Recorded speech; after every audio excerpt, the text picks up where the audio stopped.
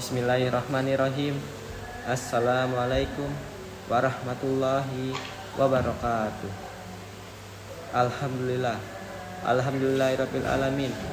Assalatu wassalamu ala asrafil anbiya'i wal mursalin wa ala alihi washabihi ajmain, amma ba'du.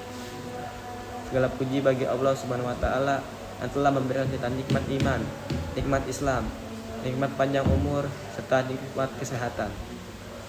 Salawat serta salam semoga selalu tercurahkan kepada junjungan kita Nabi besar Nabi Muhammad sallallahu alaihi wasallam, kepada keluarganya, sahabatnya, dan kita semua sebagai umatnya hingga akhir zaman. Amin amin ya rabbal alamin. Hadirin yang dirahmati oleh Allah Tuhan semesta alam, pada kesempatan kali ini saya akan menyampaikan kultum dengan tema berbakti kepada orang tua.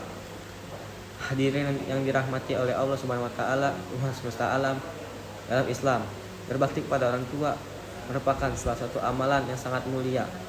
Bahkan Allah Subhanahu wa taala sering menyebutkan perintah berbakti kepada orang tua setelah perintah untuk menyembahnya.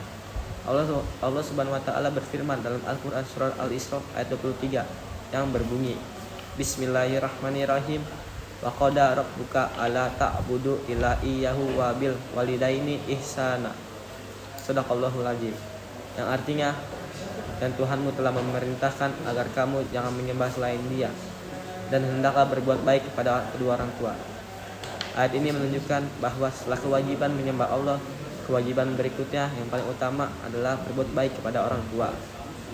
Hadirin yang dirahmati oleh Allah Subhanahu wa taala, Tuhan semesta alam, orang tua telah berkorban sangat besar untuk kita. Sejak kecil mereka merawat kita, mendidik kita, bahkan memenuhi semua kebutuhan kita dengan penuh kasih sayang dan cinta. Terutama seorang ibu yang mengandung kita selama 9 bulan, melahirkan dengan penuh perjuangan, dan merawat kita tanpa kenal lelah. Rasulullah Shallallahu alaihi wasallam juga menegaskan pentingnya berbakti kepada orang tua dalam sebuah hadis. Ketika seorang sahabat datang dan bertanya kepada Rasulullah tentang siapa yang paling berhak diperlakukan dengan baik, ya Rasulullah. Rasulullah Shallallahu alaihi wasallam menjawab, ibumu, ibumu, ibumu, kemudian ayahmu. Hadis riwayat Bukhari dan Muslim. Hadis ini menunjukkan betapa besar kedudukan orang tua dalam Islam. Namun di zaman sekarang ini masih banyak anak yang kurang menghormati orang tuanya. Ada yang membentak, melawan, bahkan mengabaikan nasihat mereka. Padahal berbakti kepada orang tua tidak hanya ketika mereka masih hidup, tapi juga setelah mereka meninggal dengan cara mendoakan mereka dengan baik. Beberapa cara sederhana berbakti kepada kedua orang tua antara lain: pertama, berbicara dengan nada sopan dan lembut. Kedua, menaati nasihat mereka selama tidak bertentangan dengan syariat Islam. Tiga, membantu pekerjaan mereka. Dan yang keempat, mendoakan mereka setiap hari. Dan terakhir, jika kita berbakti kepada orang tua, maka Allah akan memberikan keberkahan dalam hidup kita.